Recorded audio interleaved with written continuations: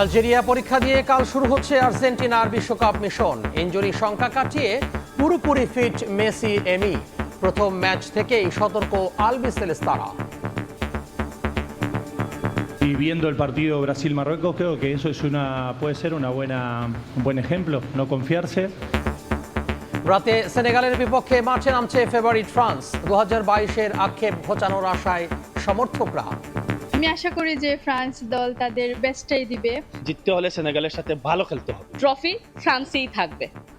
বিশ্বকাপের ইতিহাসে 68 বছর পর একদিনে 4 ম্যাচই ড্র। দেখছিলেন বিশেষ শিরোনাম। দুপুরের সময়ে সঙ্গে আছি আমি তোহা খান তামিম। এবার অন্যান্য শীর্ষ সংবাদ। উদার বাসি নেটে ওটা শেষ বছর খায়াও যেতে পারবো না, আমার মেয়ের সংসারীটাও বোধহয় টিকিয়ে রাখতে পারবো না। বললো যে সফটওয়্যারের সমস্যা, কবে সফটওয়্যার ভালো হবে এটা জানি না। পেনশনের টাকা পাওয়ার আগেই মারা যাচ্ছেন 30% শিক্ষক। উপেক্ষিত 6 মাসে পরিশোধের আইন। সফটওয়্যার জটিলতার অভিযোগ। 5 বছরের জটে বেসরকারি বোর্ড।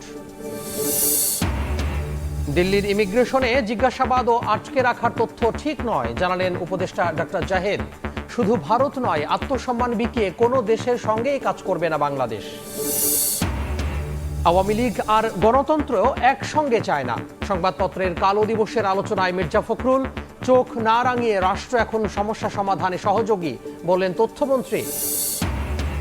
পুশ ইনে সহায়তার অভিযোগে চাঁপাইনবাবগঞ্জ সীমান্তে 7 বাংলাদেশি আটক। একের পর এক ঠেলে পাঠানোর চেষ্টা রুখে দিচ্ছে বিজিবি। সংসদে আলোচনায় গড়িমসির অভিযোগ বিরোধী দলের। এবং সীসা দূষণে ঝুঁকিতে অন্তঃসত্ত্বা নারী। বাড়ছে শিশুর জন্মগত ত্রুটি ও অটিজম। হৃদরোগ, কিডনি জটিলতা ও ক্যান্সারের বিপদে প্রাপ্তবয়স্করা। ব্যবস্থার ঘোষণা পরিবেশ অধিদপ্তরের।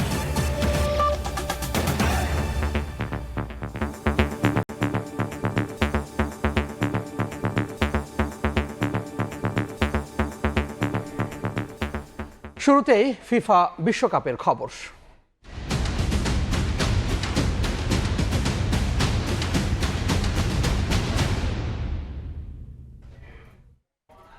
আলজেরিয়া পরীক্ষা দিয়ে কাল শুরু হচ্ছে আর্জেন্টিনার বিশ্বকাপ মিশন। কয়েকজন ফুটবলারের ইনজুরি নিয়ে শঙ্কায় ছিল দল, তবে প্রথম ম্যাচের আগেই ফিট সব ফুটবলার। সংবাদ সম্মেলনেও বেশ হাস্যোজ্জ্বল দেখা যায় কোচ লিওনেল স্ক্যালোনিকে। প্রতিপক্ষকে হালকাভাবে নেয়ার সুযোগ নেই জানিয়ে তিনি বলেন, সব ম্যাচের বিষয়ে সতর্ক তারা। সাজিদ মুস্তাহিদের রিপোর্ট। আগে আর্জেন্টিনা এবং আলজেরিয়া দলের প্রেস কনফারেন্স শেষ হয়েছে এবং দুটো প্রেস কনফারেন্সেই ছিলাম, যদিও ভাষাগত অনেক আসলে সমস্যা ছিল, তারপরও আসলে ইন্টারপ্রেটারের মাধ্যমে যতটুকু জানতে পেরেছি এবং অনেক আর্জেন্টিনার সাংবাদিকও কিন্তু এখানে রয়েছেন, তারা যেটা বলেছেন যে আর্জেন্টিনার দল কিন্তু অনেকটা নির্ভর এবং ইনজুরি মুক্ত, যার কারণে কিন্তু আমরা দেখেছি প্রেস কনফারেন্সে বেশ হাস্যোজ্জ্বল দেখা গেছে লিওনেল স্কালোনিকে। কিছু ইনজুরি সমস্যা নিয়ে কিন্তু আর্জেন্টিনা দল এই বিশ্বকাপে এসেছিল, তবে ঠিক প্রথম ম্যাচের আগে সব ফুটবলার ইনজুরি মুক্ত এবং একই সঙ্গে সবাই কিন্তু কালকের ম্যাচের জন্য পুরোপুরি ফিট এবং আলজেরিয়ার বিপক্ষে মাঠে নামতে মুখিয়ে আছে Argentina football. Argelia es un rival. Algeria মরক্কোর মতোই শক্তিশালী প্রতিপক্ষ। তাদের দলে দারুণ কিছু খেলোয়াড় ও অভিজ্ঞ কোচ আছেন। ব্রাজিল, মরক্কো এবং স্পেনের ম্যাচগুলো দেখেছি। আসলে বিশ্বকাপে কোনো প্রতিপক্ষকে হালকাভাবে নেওয়ার সুযোগ নেই। আলজেরিয়াও কঠিন পরীক্ষা নেবে, আমাদের সতর্ক থাকতে হবে। আলভারেজ, তাগলিয়াফিকো, পেরাদেস, ডিভু মার্টিনেজ সমস্যায় ছিল, কিন্তু কোচ লিওনেল স্কলানি বলেছে তারা ঠিক আছে। লিওনেল মেসি ও নিকোলাস অটামেন্ডি দুজনে আলাদা ফুটবলার হলেও আর্জেন্টিনার জন্য খুবই গুরুত্বপূর্ণ। সর্বশেষ বিশ্বকাপে সেটা আমরা দেখেছি। একই সঙ্গে যখন আর্জেন্টিনার সাংবাদিকদের সঙ্গে কথা বলছিলাম, তারা যখন জানতে চাইলেন আমি কোথা থেকে এসেছি, তারা সবাই আসলে যখন বলেছি যে আমি বাংলাদেশ থেকে এসেছি, সবার মধ্যে কিন্তু বেশ উচ্ছ্বাস দেখা গেছে। অনেকে জড়িয়ে ধরেছেন এবং অনেকে বলেছেন আসলে ধন্যবাদও জানিয়েছেন কিন্তু বাংলাদেশকে, তাদের দলকে নিঃস্বার্থভাবে সমর্থন দেওয়ার জন্য, এবং এটাও বলেছেন যে আর্জেন্টিনার ফুটবল দল, আর্জেন্টিনার সাধারণ জনগণ প্রত্যেকে কিন্তু জানেন যে বাংলাদেশ থেকে কি পরিমাণ ভালোবাসা তার পেয়ে আসেন প্রত্যেকটা বিশ্বকাপে। আমি জানি এবং আর্জেন্টিনার ফুটবলাররাও সেটা জানেন, বাংলাদেশি পাগলাটে সমর্থকদের আমরা ভালোবাসি। বাংলাদেশ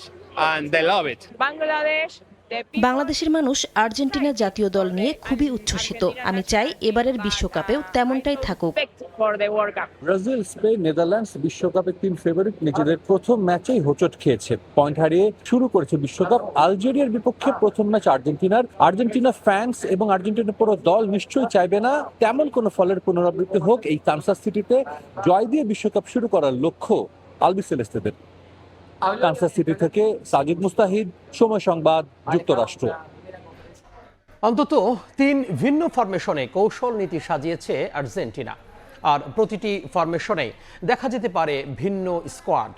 প্রতিপক্ষের শক্তিমত্তা প্রাধান্য দিয়ে একাদশ নির্বাচনের ইঙ্গিত দিয়েছেন হেড কোচ। বিশ্বকাপে আর্জেন্টিনার প্রথম ম্যাচের স্কোয়াড কেমন হতে পারে যুক্তরাষ্ট্রের কানসাস থেকে বিশ্লেষণ করেছেন সহকর্মী SM ইকবাল। লিওনেল স্ক্যালোনির সবচেয়ে বড় গুণ, তিনি দল নির্বাচন করেন প্রতিপক্ষের শক্তিমত্তা যাচাই করে। আলজেরিয়ার বিপক্ষে বিশ্বকাপের ওপেনিং ম্যাচে যখন মাঠে নামার প্রস্তুতি নিচ্ছে আর্জেন্টিনা, তখনও এই মাস্টার মাইন্ডে মস্তিষ্কে ঘুরপাক খাচ্ছে ঠিক সেই বিষয়গুলো। আর্জেন্টিনার সবশেষ অনুশীলন আর লিওনেল স্ক্যালোনির যেই ক্যারেক্টার, সেটি যাচাই করে অন্তত ধারণা পাওয়া যায় কমপক্ষে 3টি ফরমেশন নিয়ে ভাবছেন এই মাস্টারমাইন্ড। ফরমেশন যদি 4-4-2 হয়, অর্থাৎ এই ফরমেশনটা মোটামুটি আর্জেন্টিনার প্রিয় ফরমেশন। এই ফরমেশনে যদি লিওনেল স্ক্যালোনি দল সাজান, তাহলে তিনি সেন্টার ব্যাকে খেলাবেন 2জন ডিফেন্ডার। সেই 2জন ডিফেন্ডারদের একজন হচ্ছেন ক্রিস্টিয়ান রোমেরো এবং অপরটি হচ্ছেন নিকোলাস ওতামেন্ডি। আর রাইট ব্যাক পজিশনে খেলতে পারেন গনসালো মন্তিয়াল, আর লেফট ব্যাকে দেখা যেতে পারে ফাকুন্দো মেডিনাকে। এবার যদি মিডফিল্ড পজিশনে আসি, এই মিডফিল্ড পজিশনে আর্জেন্টিনার মোটামুটি 3জন ফুটবলার অটো চয়েস। একজন হচ্ছেন ম্যাকালিস্টার, আরেকজন হচ্ছেন এনজো ফার্নান্দেজ, আরেকজন হচ্ছেন রদ্রিগো ডে পল। তাদের সঙ্গে দেখা যেতে পারে থিয়াগো আলামাদাকে। আর আক্রমণ ভাগে যথারীতি লিওনেল মেসির সঙ্গে যুক্ত হতে পারেন লাউতারো মার্তিনেজ, তবে সম্ভাবনা রয়েছে হুলিয়ান আলভারেজেরও ঢুকে পড়ার। এবার যাই, আর্জেন্টিনা যদি 4-3-3 ফরমেশনে স্কোয়াড সাজায়, তাহলে কেমন হবে এই দলটা? সেক্ষেত্রে আমরা রক্ষণ ভাগে প্রথমে যে 4 জনের কথা বলেছি, সেই 4 জনই সেখানে থাকবেন। তবে মিডফিল্ড পজিশনে একটা পরিবর্তন আসবে। সেই পরিবর্তনের জন্য কাটা পড়তে পারেন থিয়াগো আলামাদা। আক্রমণ ভাগে ইনক্লুশন হবে লিওনেল মেসি এবং লাউতারো মার্তিনেজের সঙ্গে নিকো গঞ্জালেসের। সেই ক্ষেত্রে শুরুর একাদশে যদি হুলিয়ান আলভারেজ ঢুকে যান, তাহলে কিন্তু অবাক হওয়ার মতো কিছুই থাকবে না। লিওনেল স্ক্যালোনি কিন্তু 3-5-2 এই ফরমেশনেও স্কোয়াড সাজাতে পারেন। 2জন সেন্টার ব্যাক নিকোলাস ওতামেন্ডি এবং একসঙ্গে হচ্ছে কুতি রোমেরো অর্থাৎ ক্রিস্টিয়ান রোমেরো, তাদের সঙ্গে ঢুকে পড়তে পারেন লিসান্দ্রো মার্তিনেজ। আর মিডফিল্ডকে আরও শক্তিশালী করতে তিনি এনজো ম্যাকালিস্টার এবং রদ্রিগো ডে পলের সঙ্গে একপাশে যুক্ত করতে পারেন উইলিয়ানো সিমিওনোকে, এবং একই সঙ্গে যুক্ত হতে পারেন নিকো গঞ্জালেস। আর ফরওয়ার্ড লাইনে যথারীতি থাকবেন লিওনেল মেসি। হুলিয়ান আলভারেজ যুক্ত হচ্ছেন নাকি লাউতারো মার্তিনেজ যুক্ত হচ্ছেন, সেটা নিয়ে একটা কনফিউশন রয়ে গেছে। সেই বিষয়ে হয়তো বা টিম ম্যানেজমেন্ট একেবারে শেষ মুহূর্তে সিদ্ধান্ত নেবে। মার্কিন যুক্তরাষ্ট্রের কানসাস থেকে SM ইকবাল, সময় সংবাদ। সেনেগালের বিপক্ষে ম্যাচ দিয়ে রাতে বিশ্বকাপ মিশন শুরু করছে ফেভারিট ফ্রান্স। এমবাপ্পে, দেমবেলেদের নৈপুণ্যে জয় দিয়ে মিশন শুরুর আশা ফ্রান্সে বসবাসরত বাংলাদেশিদের। ফ্রান্স থেকে সমর্থকদের প্রত্যাশার কথা জানাচ্ছেন মোহাম্মদ লুৎফুর রহমান বাবু। 2002 বিশ্বকাপে ফ্রান্স দলকে হারিয়ে চমকে দেওয়া সেই সেনেগালের সাথে 2026 বিশ্বকাপের প্রথম ম্যাচেই মুখোমুখি হচ্ছে এবারের বিশ্বকাপে হট ফেভারিটের শীর্ষে থাকা ফ্রান্স। তবে সেবারের বিশ্বকাপ ফ্রান্স স্কোয়াডের তুলনায় এবারের বিশ্বকাপ ফ্রান্স স্কোয়াডে বেশ উদীয়মান তরুণ খেলোয়াড়ের পাশাপাশি রয়েছেন অনেক অভিজ্ঞতা সম্পন্ন বিশ্বের সেরা ফুটবলার। মাইকেল অলিস থেকে শুরু করে কিলিয়ান এমবাপ্পে কিংবা উসমান দেম্বেলের মতো ফুটবলাররা রয়েছেন এবারের ফ্রান্স বিশ্বকাপ স্কোয়াডে। তবে গতিদানব হিসেবে পরিচিত কিলিয়ান এমবাপ্পে যদি তার সেরাটা দিতে পারেন, তবে ফ্রান্সের পক্ষেই ফলাফল আসার সম্ভাবনা বেশি বলে মনে করেন ফুটবল বোদ্ধারা। আশাবাদী ফ্রান্সই জিতবে। সেই সুবাদে আমি আমার জব থেকে ছুটি নিয়েছি, সমস্ত বন্ধু বান্ধব নিয়ে চায়ের আড্ডা হবে। আর যেখানে এমবাপ্পের মতো ভালো প্লেয়ার আছে ফ্রান্সে, সেখানে আমাদের ট্রফি ফ্রান্সেই থাকবে। আমি আশা করি যে ফ্রান্স দল তাদের বেস্টটাই দিবে এবং জয় দিয়েই তাদের এই অভিযানটা শুরু করবে। আর বিশ্বের মধ্যে ফ্রান্স একটা শক্তিশালী দল, আমরা সবাই জানি। ফ্রান্সের দলের মধ্যে অনেক প্রতিভাবান খেলোয়াড়রা আছেন। এবারের বিশ্বকাপের ফ্রান্স ও সেনেগালের প্রথম ম্যাচে ফ্রান্স জিতবে এমন প্রত্যাশার কথাই জানিয়েছেন দেশটিতে বসবাসরত বাংলাদেশি ফুটবল সমর্থকরা। বর্তমানে ফ্রান্সের যে ফুটবল প্লেয়াররা আছে খুবই স্কিলফুল এবং স্টেমিনা ফুটবলার, তাই গ্রুপের প্রথম ম্যাচ সেনেগালের সাথে অনায়াসে জয়লাভ করবে। সেই স্কোয়াড, সেই স্কিল, সেই স্টেমিনা ফ্রান্স টিমের আছে। ফ্রান্স টিমের আছেন বিশ্বমানের একজন কোচ, যিনি দীর্ঘদিন এই ফ্রান্সকে একটি শক্তিশালী টিমে রূপান্তরিত করেছেন। তবে সেনেগালও একেবারে ছেড়ে দেবার পাত্র নয়। আফ্রিকার শক্তিশালী এই ফুটবল দলেও রয়েছেন বেশ কয়েকজন সেরা ফুটবলার, যারা যে কোনো সময় খেলার ফলাফল বদলে দিতে সক্ষম। আমি আশাবাদী ফ্রান্স বিশ্বের একটা অন্যতম সেরা ফুটবল দল। এখানে তরুণ তুর্কি মাইকেল ওলিস এবং উসমান দেমবেলের মতন অভিজ্ঞ প্লেয়ার আছে এবং আমি আশাবাদী, জিততে হলে সেনেগালের সাথে ভালো খেলতে হবে। আফ্রিকার শক্তিশালী দল সেনেগাল কি আবারও চমকে দিয়ে এবারের মিশন শুরু করবে, নাকি দেশমের শীর্ষ বাহিনী জয় দিয়ে তাদের এবারের বিশ্বকাপের অভিযান শুরু করবে, তা দেখার জন্য ফ্রান্স সেনেগালের ম্যাচের একেবারে শেষ পর্যন্ত অপেক্ষায় থাকতে হবে। ফ্রান্সের প্যারিস থেকে মোহাম্মদ লুৎফুর রহমান বাবু, সময় সংবাদ। সড়ক ব্যবস্থাপনা নিয়ে তথ্য অধিদপ্তরের সভাকক্ষে কথা বলছেন সড়কমন্ত্রী শেখ রবিউল আলম। আমরা সরাসরি চলে যাচ্ছি সেখানে। তার যে রিটার্ন, সেই রিটার্ন আমরা যদি তাদের দেই, ওই প্রকল্পের ব্যয়, তার ইন্টারেস্ট সহ কতটা লাভ তাদের হয় আর কতটা আমাদের লস হয়, অথবা আমরা কত কম সময়ের মধ্যে তাদের দিতে পারি। তারা 50 বছরের চাইলো, আমি তো চাইবো 20 বছরে করতে পারলে ভালো হয়। তার মানে 20 বছর নিয়ে যাওয়ার অবকাঠামোটা আমার হয়ে গেল, পরবর্তীতে আমি সরকার লাভবান হলাম।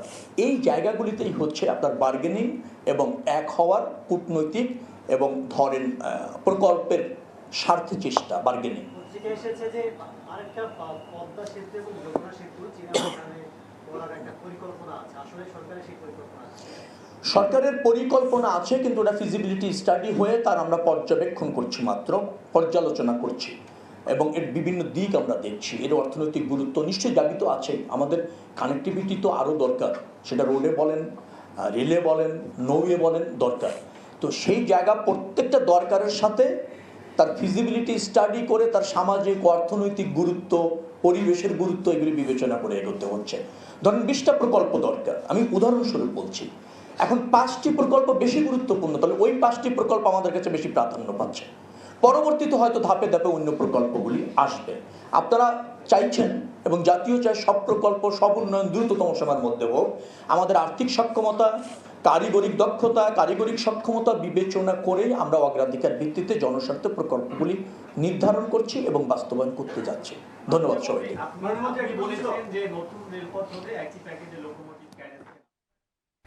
সচিবালয়ে কথা বলছিলেন সড়ক পরিবহন মন্ত্রী শেখ রবিউল আলম। আমরা সরাসরি যুক্ত ছিলাম সেখান থেকে। একনেক সভায় 5টি প্রকল্প অনুমোদন দেওয়া হয়েছে। মঙ্গলবার প্রধানমন্ত্রী তারেক রহমানের সভাপতিত্বে সচিবালয়ে মন্ত্রিসভা কক্ষে একনেক সভায় এই অনুমোদন দেওয়া হয়। এর মধ্যে নতুন প্রকল্প 3টি ও সংশোধিত প্রকল্প 2টি। সভায় অনুমোদিত প্রকল্পগুলোর মধ্যে প্রধানমন্ত্রী কার্যালয়ের 1টি, পানি সম্পদ মন্ত্রণালয়ের 3টি ও শিক্ষা মন্ত্রণালয়ের 1টি প্রকল্প অনুমোদন পেয়েছে। এছাড়া অনুমোদিত 50 কোটি টাকার কম ব্যয়ের 4টি প্রকল্প সম্পর্কে একনেক সভায় অবহিত করেন পরিকল্পনা মন্ত্রী।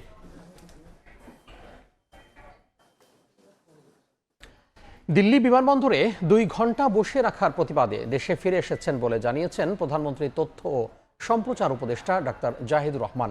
বলেন, কেবল ভারত নয়, আত্মসম্মান বিকিয়ে দিয়ে কোনো দেশের সঙ্গে সম্পর্ক বজায় রাখবে না সরকার।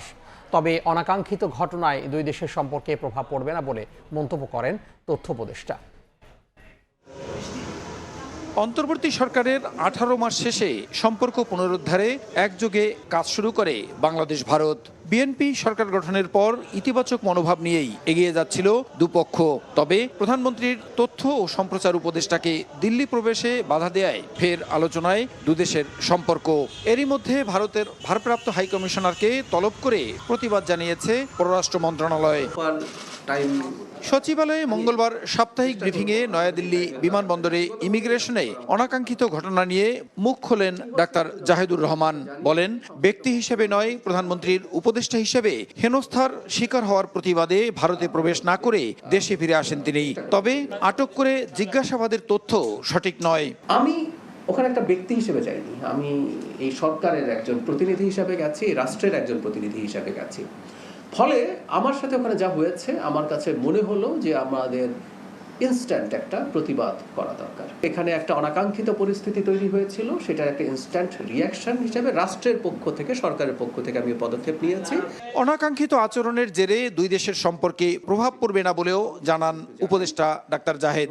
বলেন, কেবল ভারত নয়, আত্মসম্মান বিকিয়ে দিয়ে কোনো দেশের সঙ্গেই কাজ করবে না সরকার। বাংলাদেশের সাথে ভারত না, শুধু অন্য যে কোনো দেশের সাথে ভবিষ্যতে যে কোনো এনগেজমেন্টে আমাদের একটা সুস্পষ্ট নীতি আছে।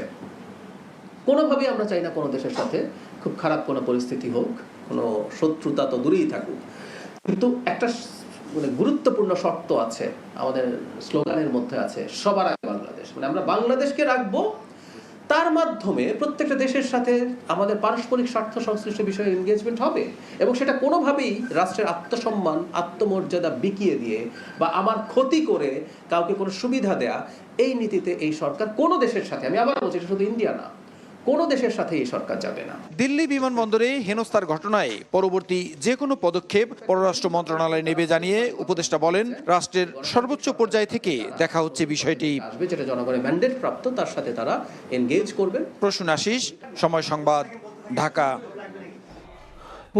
পুশব্যাগ ঘিরে সীমান্তে থামছে না উত্তেজনা। চাঁপাইনবাবগঞ্জে এক নারীকে ঠেলে পাঠানোর চেষ্টা রুখে দেয় বিজিবি, তবে বিএসএফকে সহায়তার অভিযোগে 7 বাংলাদেশিকে আটক করা হয়েছে। এছাড়া 3 দিন ধরে কুড়িগ্রামের রৌমারীর 2টি সীমান্তের শূন্যরেখায় অবস্থান করছেন নারী সহ 9 জন। অনুপ্রবেশ ঠেকাতে সতর্ক অবস্থানে বিজিবি। সীমান্তে একের পর এক পুশিং চেষ্টা ঘিরে উত্তেজনা, তবে প্রতিবারই বিজেপির কঠোর অবস্থানে ভারতে ঠেলে পাঠানোর চেষ্টা ব্যর্থ হয়েছে। এর আগে গ্রামবাসী আটক করে রেখেছে। সোমবার রাতে চাঁপাইনবাবগঞ্জের রকুনপুর সীমান্ত দিয়ে নৌকায় এক নারীকে বাংলাদেশে ঠেলে পাঠানোর চেষ্টা করে ভারতীয় সীমান্ত বাহিনী। স্থানীয়রা টের পেয়ে ওই নারীকে আটকে রাখে।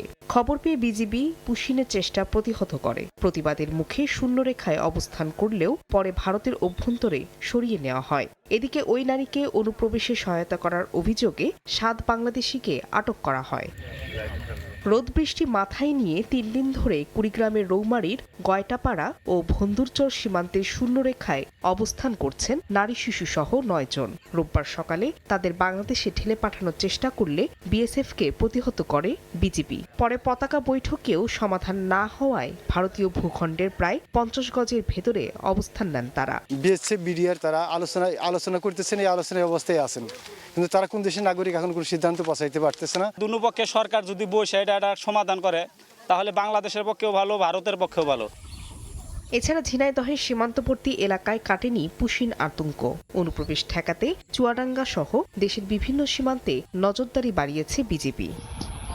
ফারিয়া ফারজানা, সময় সংবাদ। এই মুহূর্তে কুড়িগ্রামের রৌমারীর গয়াটাপাড়া সীমান্তে আছেন সহকর্মী বাদশা সৈকত। আমরা সরাসরি যুক্ত হব তার সঙ্গে।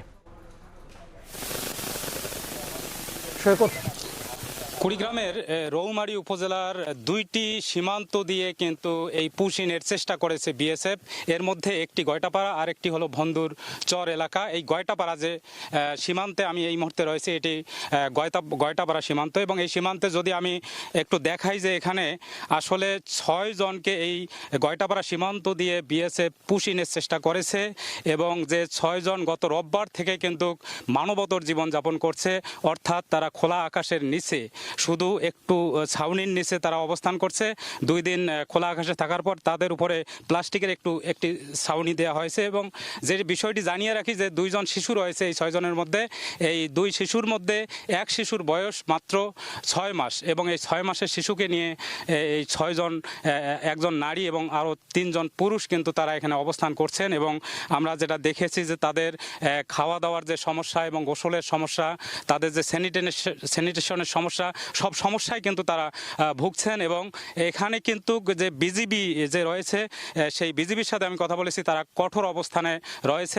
তারা বলেছে যে তারা কোনোভাবেই কিন্তু অবৈধ অনুপ্রবেশ মেনে নেবে না। এই জন্য বিজিবির পাশাপাশি এখানে কিন্তু অনেক গ্রামবাসী রয়েছে, তারাও কিন্তু রাত দিন এই সীমান্তে অবস্থান নিয়েছে। এবং স্থানীয়রা যেটি জানিয়েছে যে যদি কোনো নাগরিক কোনো দেশের হয়ে থাকে, তাহলে 2 দেশের যে প্রধান আছে তাদের মধ্যে আলোচনার মাধ্যমে আইনিভাবে তাদেরকে আসলে যদি অন্য দেশের নাগরিক হয় সেই দেশে ফেরত দেওয়া উচিত। এই ছিল কুড়িগ্রামের গয়টাপাড়া সীমান্তের সর্বশেষ। সরাসরি যুক্ত হয়েছিলাম কুড়িগ্রামের রৌমারী থেকে। পুশিন নিয়ে আলোচনার জন্য সংসদে নোটিশ দেয়া হলেও সরকারি দল গড়িমসি করছে বলে অভিযোগ করেছেন বিরোধী দলীয় নেতা ও জামাত আমির ডাক্তার শফিকুর রহমান। সকালে সংসদ ভবনের এলডি হলে সাংবাদিকদের সঙ্গে মতবিনিময় সভায় এ অভিযোগ করেন তিনি। সংসদে জুলাই সনদ বাস্তবায়ন না হলে রাজপথে সমাধানের হুঁশিয়ারি দেন বিরোধী দলীয় নেতা। বলেন, জনগণের স্বার্থে সংসদে যৌক্তিক ভূমিকা রাখবে জামাত ইসলামী। আরেকটা বিষয় হচ্ছে সংসদে কথা বলার, সংসদে সমাধান হওয়ার সংসদে হবে, যেটা না হওয়ার রাজপথে হবে। আমরা জনগণের দাবি ছেড়ে দেব না, ছেড়ে দেওয়ার কোনো অধিকার আমাদের নাই। উই আর কমিটেড, আমরা আমাদের কমিটমেন্ট ভায়োলেট করতে পারি না। আরেকটা নোটিশ আমরা দিয়েছিলাম, কিন্তু সেই নোটিশটা নিয়ে গড়িমসি করা হচ্ছে, সীমান্তে পুশিন। আওয়ামী লীগ আর গণতন্ত্র কখনো একসঙ্গে যায়নি আর যাবেও না বলে মন্তব্য করেছেন স্থানীয় সরকার মন্ত্রী মির্জা ফখরুল ইসলাম আলমগীর। সংবাদপত্রের কালো দিবসের আলোচনা সভায় তিনি কথা বলেন। একই অনুষ্ঠানে তথ্যমন্ত্রী বলেন, চোখ না রাঙিয়ে যে কোনো সমস্যা সমাধানে সহযোগী হতে চায় রাষ্ট্র। আজ 16 জুন 1975 সালের এই দিনে তৎকালীন আওয়ামী লীগ বাকশালী শাসন গোষ্ঠী তাদের অনুগত 4টি সংবাদপত্র রেখে গোটা জাতিকে নির্বাক করে বন্ধ করে দেয় অন্যান্য সব সংবাদপত্র।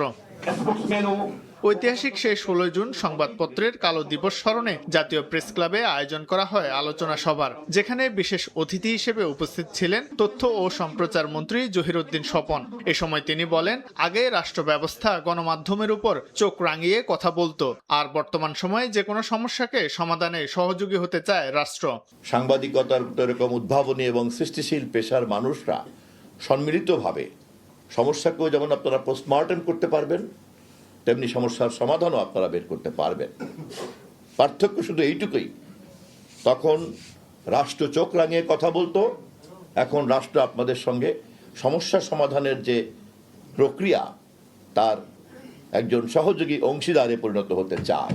সভায় প্রধান অতিথির বক্তব্যে স্থানীয় সরকার মন্ত্রী মির্জা ফখরুল ইসলাম আলমগীর বলেন, আওয়ামী লীগ আর গণতন্ত্র কখনোই একসঙ্গে যায়নি। আওয়ামী লীগ আর গণতন্ত্র এটা কখনোই একসাথে যায় না, আগেও যায়নি, অর্থাৎ আওয়ামী লীগের জন্মের পরেও যায়নি, এবং এই বিগত ফ্যাসিবাদের সময় তো যায়নি। সংবাদপত্রের কালো দিবসের আলোচনা সভায় ফেডারেল সাংবাদিক ইউনিয়ন, প্রেস ক্লাব এবং ডিইউজে সহ বিভিন্ন পর্যায়ের সাংবাদিক নেতারা উপস্থিত ছিলেন।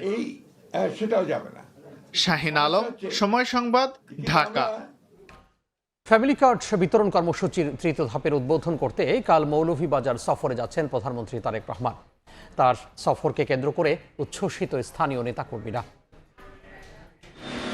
ফ্যামিলি কার্ড বিতরণ কর্মসূচির তৃতীয় ধাপের উদ্বোধন করতে বুধবার 2টি পাতায় একটি কুড়ির দেশ মৌলভীবাজার সফরে আসছেন প্রধানমন্ত্রী তারেক রহমান। তাকে বরণে জেলা জুড়ে সাজ রব। প্রধানমন্ত্রীর আগমনকে কেন্দ্র করে 2টি সভাস্থলের প্রস্তুতি প্রায় শেষ। সাজানো হয়েছে মৌলভীবাজার সরকারি উচ্চ বিদ্যালয় ও শ্রীমঙ্গল ভিক্টোরিয়া উচ্চ বিদ্যালয় মাঠ। প্রশাসনের পাশাপাশি আশপাশের এলাকায় সাজসজ্জার কাজ করছেন দলীয় নেতাকর্মীরাও। প্রধানমন্ত্রী আমরার মৌলভীবাজার আইরা, এতে আমরা খুব খুশি আছি। আমরা সরকার আইব, আমরা নিজের চৌকে দেখমু বা আমরা মাঠে দেখমু, এই জন্য আমরা খুব খুশি। সবাই খুবই অধীর আগ্রহে অপেক্ষা করছে আমাদের নতুন প্রধানমন্ত্রীকে দেখার জন্য। প্রধানমন্ত্রীর সফরকে ঘিরে রাখা হয়েছে নিশ্ছিদ্র নিরাপত্তা ব্যবস্থা। সভাস্থল পরিদর্শন করেন সমাজ কল্যাণ মন্ত্রী ডাক্তার AZM জাহিদ হোসেন। জেলা প্রশাসন, পুলিশ প্রশাসন থেকে শুরু করে সকলেই আমরা তৎপর রয়েছি এবং সর্বস্তরের জনগণ মৌলভীবাজার জেলার তারা মাননীয় প্রধানমন্ত্রীকে বরণ করার জন্য প্রস্তুত রয়েছে।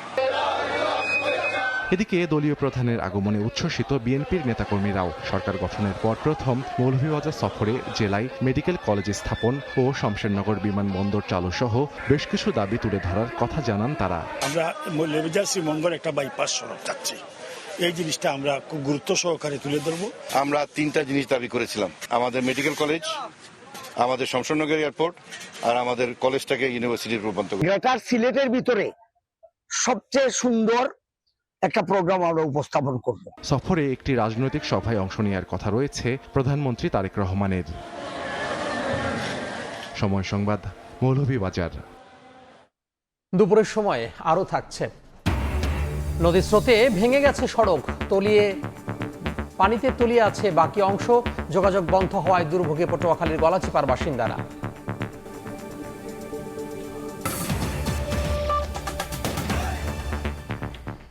বছরের পর বছর ঘুরেও মিলছে না পেনশন।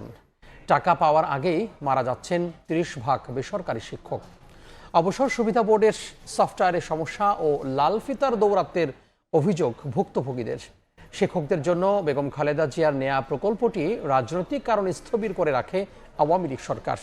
রাজনৈতিক পট পরিবর্তনের পরও আমলাতন্ত্রে আটকে আছে লাখের বেশি শিক্ষক কর্মচারীর জীবন। কামরুল হাসানের রিপোর্ট।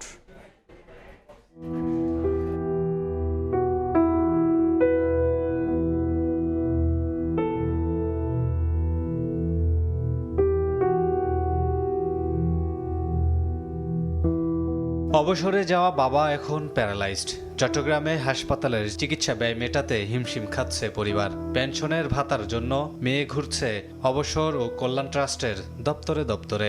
গাইবান্ধার এক স্কুলের নৈশ প্রহরী শফিউল আলমের সংগ্রামটাও দীর্ঘদিনের। অবসরের টাকাটার জন্য ঘোরাঘুরি করতেছি, ঘুরে করতে আমার দিন যাচ্ছে। আমি বোধহয় বাসি নেটে ওটা শেষ বয়সে খায়াও যেতে পারবো না, আমার মেয়ের সংসারীটাও বোধহয় টিকিয়ে রাখতে পারবো না। 6 মাস ধরে উনি প্যারালাইজ রোগী, হাত পা চারোটা অবশ। শিক্ষকরা ওদের দুর্যোগ মুহূর্তে যদি ওদের প্রাপ্ত টাকাটা না পায়, তাহলে আমাদের দেশের জাতীয়ত্ব লজ্জা হওয়া দরকার। আমার আব্বু অনেকবার যোগাযোগ করছে, আমি 6-7 বার আসছি।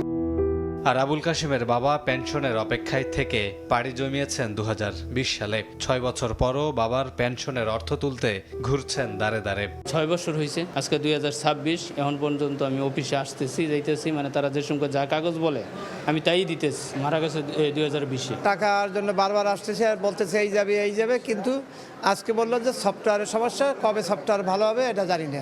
6 মাসের মধ্যে শিক্ষকদের অবসর ভাতা পরিশোধের আইন থাকলেও তা যেন এখনো ফাইলবন্দি। অবসরের ফাইল জমে 5 বছরের সেশন জটে এখন বেসরকারি শিক্ষকদের অবসর সুবিধা বোর্ড। গেটওয়ের জটিলতার কারণে আমরা প্রায় এই 1 বছর ধরেই দিতে পারছিলাম না। সফটওয়্যার টু সফটওয়্যার কাজ হবে, ওরা সফটওয়্যার ছাড়া আইবাস আমাদের সাথে কাজ করবে না। ফেব্রুয়ারিতে এসে 251 জন ছিল, এখানে এসে জীবিত ছিল 209 জন, মৃত ছিল 42 জন। প্রায় 4 ভাগের 1 ভাগই মারা যায়, কোনো ক্ষেত্রে 30%, 35%। এত জটের কারণ খুঁজতে মাঠে নামে সময় সংবাদ। বিভিন্ন দফতরের তথ্য বিশ্লেষণে জানা গেছে সমস্যার প্রধান কারণ আইবাস সফটওয়্যার জটিলতা। ভোগান্তির কথা স্বীকার করে বেসরকারি শিক্ষা প্রতিষ্ঠান শিক্ষক ও কর্মচারী অবসর সুবিধা বোর্ডের সদস্য সচিব জানান, বিষয়টি নিয়ে গুরুত্বের সাথে কাজ করছে শিক্ষা মন্ত্রণালয়। ডাক্তার সবকিছু বুঝে, অফিস থেকে বুঝে সচল করার জন্য মাননীয় মন্ত্রী মহোদয়, সচিব মহোদয় এবং আমাদের প্রধানমন্ত্রী যে আন্তরিকতায় ব্যবসা কল্যাণের জন্য এই বিষয়গুলোর জন্য কাজ করছেন। এই যে সফটওয়্যারটা ঠিক করার জন্য মানে সমস্ত হয়ে গেছে। জানা যায়, বেসরকারি শিক্ষকদের অবসর সুবিধা দেওয়ার প্রকল্পটি চালু করেছিলেন প্রয়াত প্রধানমন্ত্রী বেগম খালেদা জিয়া, কিন্তু রাজনৈতিক কারণে আওয়ামী লীগ সরকারের আমলে নজর দেওয়া হয়নি এদিকে। যে শিক্ষকরা যৌবনের সবটুকু শ্রম ঢেলে দিয়ে গড়ে তোলেন একটি শিক্ষিত জাতি, সেই শিক্ষকরাই আজ অবসরে এসে অনাদর আর অবহেলায় দিন কাটাচ্ছেন। আর তাই তো জীবনের শেষ দ্বারপ্রান্তে এসে দাঁড়িয়ে নিজের অবসরের প্রাপ্য সবটুকু অর্থ বুঝে পেতে চান কোনো প্রকার দীর্ঘসূত্রতা ছাড়াই। এখন দেখার প্রশ্ন, সরকারের সংশ্লিষ্ট মহল সেদিকে নজর দেয় কিনা। কামরুল হাসান, সময় সংবাদ, ঢাকা। 3 মাস পার হলেও নিয়ন্ত্রণে আসছে না হাম। রাজধানীর হাসপাতালে বাড়ছে দেশের বিভিন্ন প্রান্ত থেকে আসা রোগীর ভিড়। সন্তানের জ্বর, কাশি, র্যাশে উদ্বিগ্ন অভিভাবকরা। এদিকে হামের বিরুদ্ধে সরকার শক্ত দেয়াল গড়তে সক্ষম হয়েছে বলে দাবি করেছেন স্বাস্থ্যমন্ত্রী। টিকা কার্যক্রম চলমান থাকলেও নিয়ন্ত্রণে আসছে না হাম। রাজধানীর হাসপাতালে বাড়ছে দেশের বিভিন্ন প্রান্ত থেকে আসা রোগীর ভিড়। ভর্তি থাকা বেশিরভাগ শিশুই তীব্র জ্বর, কাশি ও র্যাশে ভুগছে, যাদের অধিকাংশই নেয়নি টিকা। ঠান্ডার থেকে নিউমোনিয়া থেকে আবার যেমন মনে করেন হামের রোগ দেখা দিছে, আমি টিকা দেই না, আশা করি আল্লাহর রহমত বাসা যায় দিব। ডাক্তার বলেছিল 6 মাসের আগে হাম টিকা দেওয়া যাবে না। যখন 6 মাস বয়স হয়েছে তখন ওর আবার জ্বর ছিল, এই জন্য দেওয়া হয় নাই। না দেওয়াতে এই জিনিসটা আর কি বেড়ে গেছে। হাম শরীরকে দুর্বল করে দিচ্ছে জানিয়ে সুস্থ হওয়া শিশুকে নিয়মিত রোদে নেয়া এবং পুষ্টিকর খাবার নিশ্চিত করার ওপর জোর দিচ্ছেন চিকিৎসকরা। নিউমোনিয়া ছিল, ডায়রিয়া নিয়ে আসতেছে, কিছু রোগী খিচুড়ি নিয়ে আসতেছে, কিন্তু কমপ্লিকেশন, সবগুলোই কমপ্লিকেশন নিয়ে আসতেছে।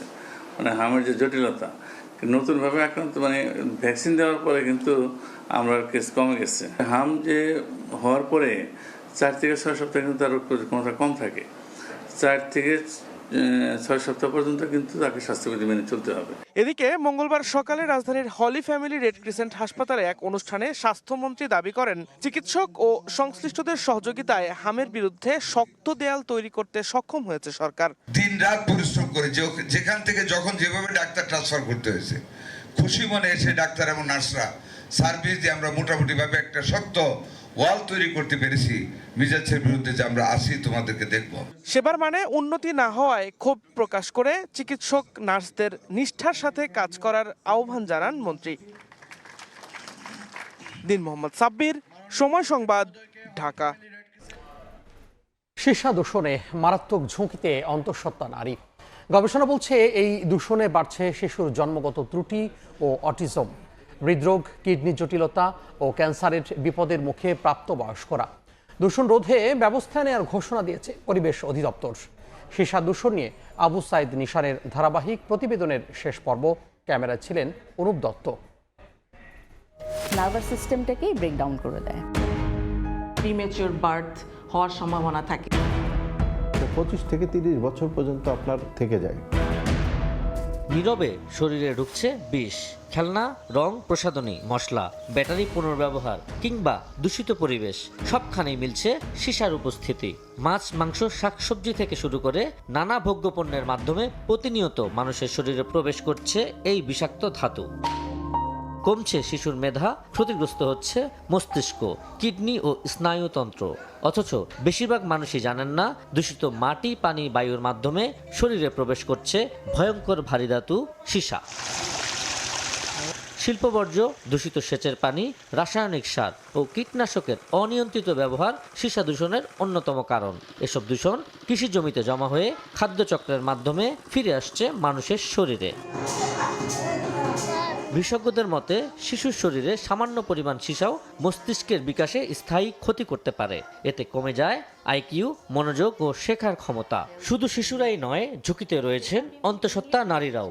নারী গর্ভাবস্থার আগে বা গর্ভাবস্থার সময় যদি লেড এক্সপোজারের সম্মুখীন হয়, তার মিসক্যারেজ হওয়া বা স্টিল বার্থ, প্রিমেচিউর বার্থ হওয়ার সম্ভাবনা থাকে। সে জন্ম নেওয়ার পর নানান ধরনের আসলে ত্রুটি নিয়ে সে জন্ম হয়। 0 to 6 years old যারা, তাদের ব্রেন ডেভেলপমেন্টের ক্ষেত্রে সম্পূর্ণভাবে প্রতিবন্ধকতা সৃষ্টি করে, অর্থাৎ নার্ভাস সিস্টেমটাকেই ব্রেকডাউন করে দেয়। একটা শিশুর আসার ক্ষেত্রেও যেমন বাধা সৃষ্টি করছে এই সীসা এক্সপোজার, এবং আসার পরে সেই শিশুটাও যে একটা সুস্থ শিশু হয়ে জন্মাবে তারও কোনো নিশ্চয়তা দেওয়া যাচ্ছে না। এটারও কারণ কিন্তু সীসা। বিশেষজ্ঞরা বলছেন রক্তে সীসা কয়েক সপ্তাহ থাকলেও হাড় ও দাঁতে জমা থাকতে পারে কয়েক দশক পর্যন্ত। দীর্ঘমেয়াদে এটি হৃদরোগ, স্ট্রোক, কিডনি জটিলতা, ক্যান্সার এবং কর্মক্ষমতা হ্রাসের ঝুঁকি বাড়ায়। বড়দের ক্ষেত্রে যেটা হয় যে আপনার কার্ডিওভাস্কুলার ডিজিজ বলি, যেমন হাইপার টেনশন বা অন্যান্য যেসব হার্ট ডিজিজ আছে সেগুলো হতে পারে। শরীরের যে বোন আছে এবং দাঁত, এই দুইটা জায়গায় হচ্ছে যে এটা ডিপোজিট হয়, এবং ডিপোজিট যদি এখানে একবার হয়ে যায় এটা 25 থেকে 30 বছর পর্যন্ত আপনার থেকে যায়। এই জায়গা থেকে বের হয়ে আসা খুব মুশকিল যখন আপনার ওই জায়গাটাতে চলে যায়। সীসা দূষণ রোধে সকল স্টেক হোল্ডারদের সমন্বয়ে কঠোর পদক্ষেপ নিতে চায় পরিবেশ অধিদপ্তর। পিএসটিআই, পরিবেশ অধিদপ্তর, ভোক্তা অধিকার অধিদপ্তর, নিরাপদ খাদ্য কর্তৃপক্ষ সবাই মিলে আমরা চেষ্টা করছি যে যেসব জায়গা থেকে লেড উৎপন্ন হয়, লেড ব্যবহার করে সেটাকে বন্ধ করা। সীসা দূষণ মোকাবেলায় জনসচেতনতা বৃদ্ধি এবং ঝুঁকিপূর্ণ জনগোষ্ঠীর রক্ত পরীক্ষা বাড়ানোরও পরামর্শ বিশেষজ্ঞদের। সীসা দূষণ শুধু পরিবেশগত সমস্যা নয়, এটি জনস্বাস্থ্য এবং ভবিষ্যৎ প্রজন্মের জন্য বড় হুমকি। এখনই কার্যকর পদক্ষেপ না নিলে নীরবে বিষের মূল্য দিতে হবে পুরো জাতিকেই। ক্ষতিগ্রস্ত হবে ভবিষ্যৎ প্রজন্মের মেধা, স্বাস্থ্য এবং দেশের অর্থনীতি। আবু সাইদ নিশান, সময় সংবাদ, ঢাকা। তীব্র গরম আর তাপপ্রবাহে বড় চ্যালেঞ্জ ওষুধের গুণগত মান ঠিক রাখা। গাইবান্ধায় একদিকে টিন শেড ফার্মেসি, অন্যদিকে অনেক দোকানেই নেই শীতাতপ নিয়ন্ত্রিত ব্যবস্থা। এমনকি তাপমাত্রা পরিমাপের জন্য নেই কোনো থার্মোমিটারও। এমন পরিস্থিতিতে বাড়ছে কার্যকারিতা নষ্ট হওয়ার ঝুঁকি। প্রশাসন বলছে বারবার তাগিদ দেওয়ার পরও টিন শেড ঘর থেকে ফার্মেসিগুলো সরানো যাচ্ছে না। গাইবান্ধা থেকে হেদায়েতুল ইসলাম বাবু রিপোর্ট। খরতাপে পুড়ছে প্রাণ প্রকৃতি। ৩৫ থেকে ৪০ ডিগ্রি সেলসিয়াসের মধ্যে ওঠানামা করছে তাপমাত্রার পারদ। তীব্র গরমে জনজীবন যখন অতিষ্ঠ প্রায়, তখন সামনে এসেছে প্রাণ রক্ষাকারী ওষুধের গুণগত মান ঠিক রাখার চ্যালেঞ্জ।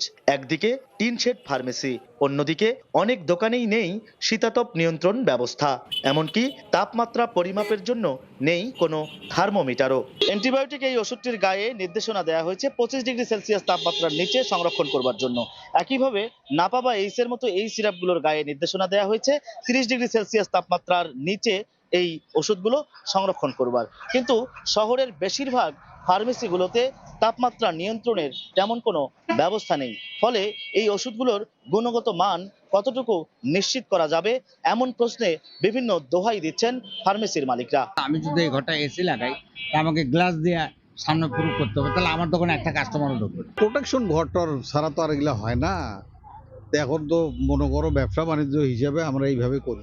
যতটা সম্ভব রোদ থেকে রক্ষা করা কিংবা সেই জায়গাগুলো একটু সুরক্ষা করা, সেটা আমরা মেইনটেইন করতেছি। চিকিৎসকদের মতে তীব্র গরমে সঠিকভাবে সংরক্ষণ না করলে ওষুধের কার্যকারিতা নষ্ট হওয়ার ঝুঁকি থাকে। তাই ওষুধ প্রশাসনের নজরদারি আরও বাড়ানোর পরামর্শ দিয়েছেন তারা।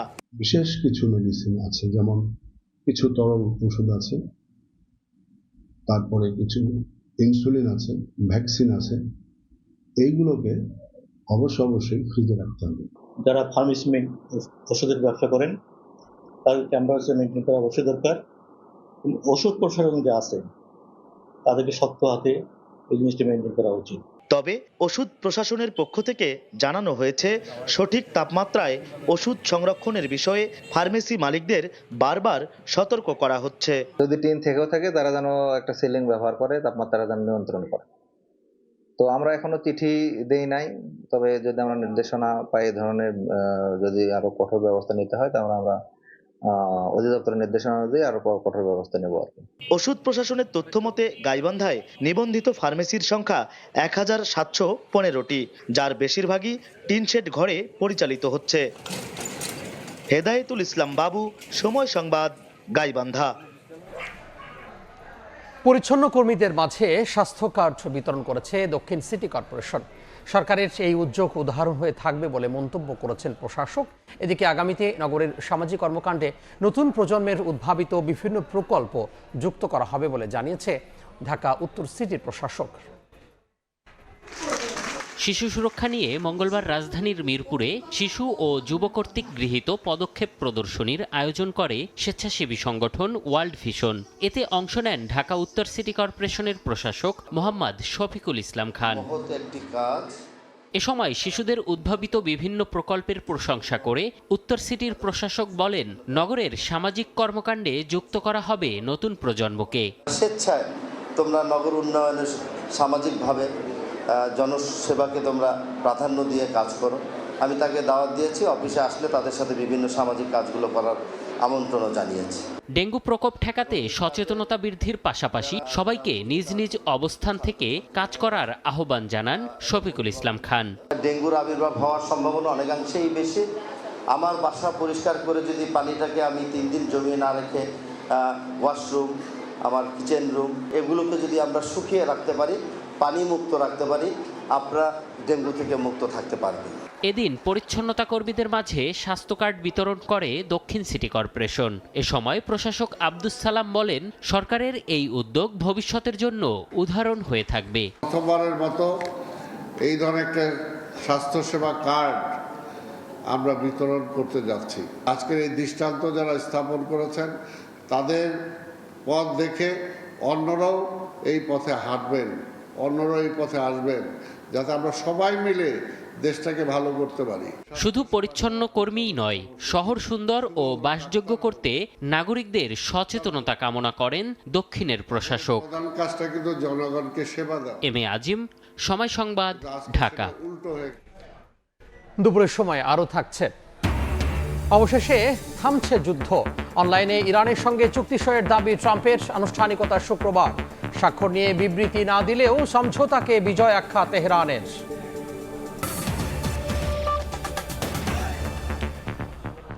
পটুয়াখালীর গলাচিপায় পানির স্রোতে ভেঙে গেছে সড়ক, তলিয়ে আছে সড়কের বাকি অংশ। যোগাযোগ বন্ধ হওয়ায় চরম দুর্ভোগে এলাকাবাসী। এদিকে বাঁধ ভেঙে ভেসে গেছে মাছের ঘের, নষ্ট হয়েছে ফসল। বাঁধ ভেঙে লোকালয়ে হু হু করে ঢুকছে পানি, এতে পানিবন্দী হয়ে পড়েছে কয়েকশো পরিবার। 2 মাস আগে পটুয়াখালীর গলাচিপার বকুলবাড়িয়ায় রাস্তার উপর একটি ট্রলি আটকে পড়ায় ভার সইতে না পেরে ভেঙে যায় রাস্তাটি। সংস্কার না করায় ভাঙা অংশ দিয়ে দিনে দুবার জোয়ারের পানিতে তলিয়ে যায় এলাকা। চরম ভোগান্তিতে পড়েছেন স্থানীয়রা। 3 দিন আগে একই ইউনিয়নের ছনখোলায় কালু হাওলাদারের বাঁধ ভেঙে পানিতে ডুবে যায় ফসলি জমি, ভেসে গেছে পুকুর ও ঘেরের মাছ, যান চলাচলও বন্ধ। দ্রুত সমস্যার সমাধান চান এলাকাবাসী। কাছাকাছির লোক আমরা যারা আছি, বাড়িঘর তলাই গেছে, মরিচ বাদাম এসবে আমরা উঠাইতে পারি না, আমাদের এটা রাস্তা ভেঙে এটা তলিয়ে গেছে। এই জায়গা দিয়ে এখন কোনো জায়গায় যাওয়া যায় না এবং স্কুল কলেজের ছাত্রছাত্রীরাও খুব ভোগে আছে। যদি সত্তর বেঁধে না দেয় তাহলে আমাদের এই এলাকার অন্তত 5,000 লোকের অনেক ক্ষতি হয়ে যাবে। এর আগে 2025 সালের আগস্টে রাস্তা কেটে পানি অপসারণ করেন ইউনিয়নের প্রভাবশালী ব্যক্তিরা। পরে ইউনিয়ন পরিষদ থেকে সড়ক মেরামতে বরাদ্দ দেওয়া হয়। সময় সংবাদ, পটুয়াখালী। এবার বাণিজ্যের সংবাদ।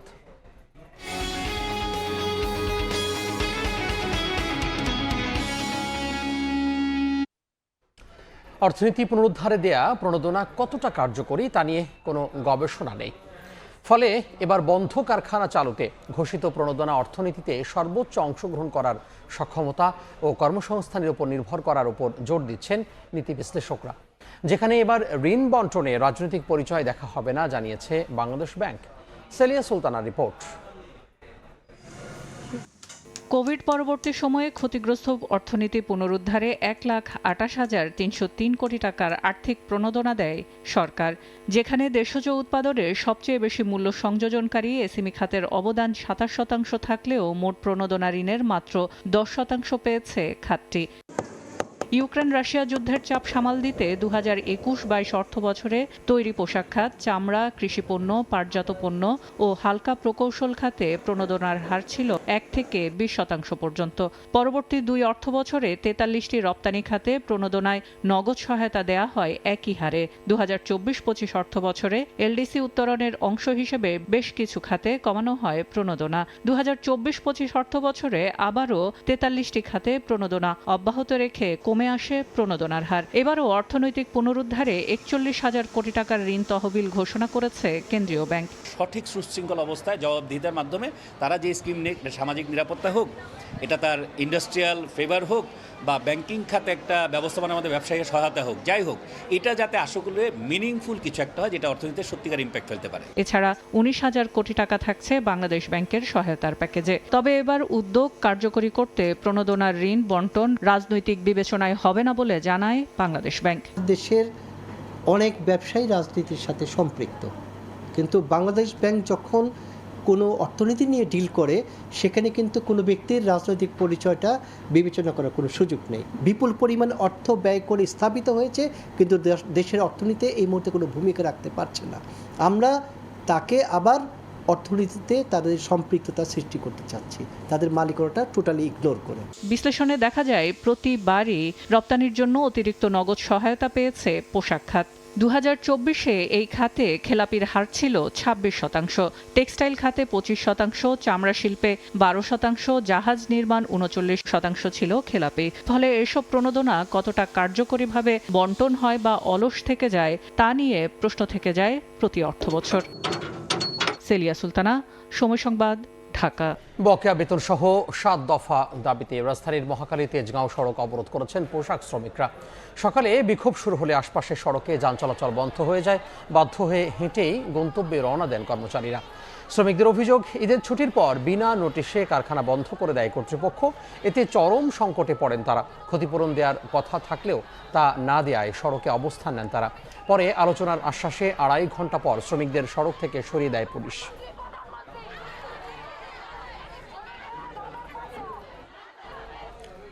এবার ইরান প্রসঙ্গ। অবশেষে থামছে যুদ্ধ। ইরান যুক্তরাষ্ট্রের মধ্যে শান্তি চুক্তি সইয়ের দাবি করেছেন মার্কিন প্রেসিডেন্ট। প্যারিসে ফরাসি প্রেসিডেন্ট ইমানুয়েল ম্যাক্রোর সঙ্গে বৈঠকে ঘোষণা দেন ট্রাম্প। বলেন, অনলাইনে চুক্তি হলেও আনুষ্ঠানিক সই হবে শুক্রবার।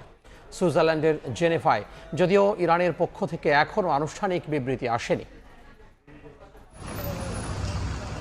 4 মাসের রক্তক্ষয়ী যুদ্ধের পর যুক্তরাষ্ট্র ও ইরানের মধ্যে শান্তি চুক্তি সই হয়েছে বলে দাবি করলেন মার্কিন প্রেসিডেন্ট ডোনাল্ড ট্রাম্প। প্যারিসে ফ্রান্সের প্রেসিডেন্ট ইমানুয়েল ম্যাখোর সঙ্গে বৈঠকে এই ঘোষণা দেন মার্কিন প্রেসিডেন্ট। তিনি বলেন, অনলাইনে চুক্তি হলেও আনুষ্ঠানিক সই হবে শুক্রবার সুইজারল্যান্ডের জেনেভায়। আগামী শুক্রবার জেনেভায় আনুষ্ঠানিক সইয়ের মধ্য দিয়ে শুরু হবে 60 দিনের গুরুত্বপূর্ণ কূটনৈতিক বাস্তবায়ন পর্ব।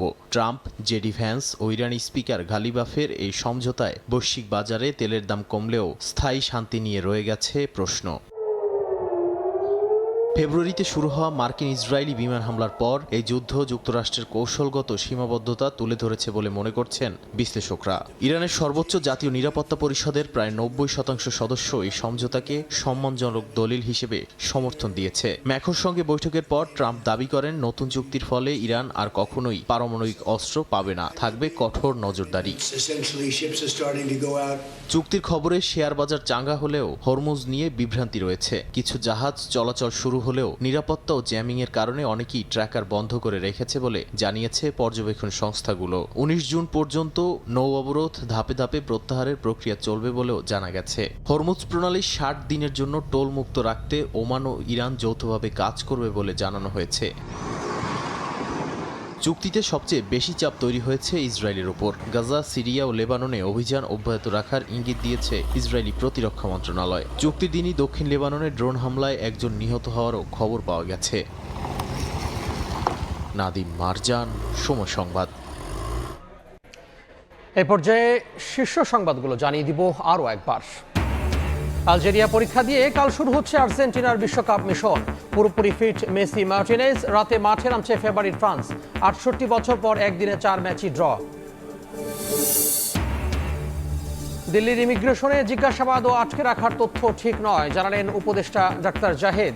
শুধু ভারত নয়, আত্মসম্মান বিকিয়ে কোনো দেশের সঙ্গে কাজ করবে না বাংলাদেশ। উদার বাসি নেটে ওটা শেষ বলছে খায়াও যেতে পারবো না, আমার মেয়ের সংসারীটাও বোধহয় টিকিয়ে রাখতে পারবো না। বললো যে সফটওয়্যারের সমস্যা, কবে সফটওয়্যার ভালো হবে এটা জানি না। পেনশনের টাকা পাওয়ার আগেই মারা যাচ্ছেন 30 ভাগ শিক্ষক। উপেক্ষিত 6 মাসে পরিশোধের আইন। সফটওয়্যার জটিলতার অভিযোগ। 5 বছরের জটে বেসরকারি বোর্ড।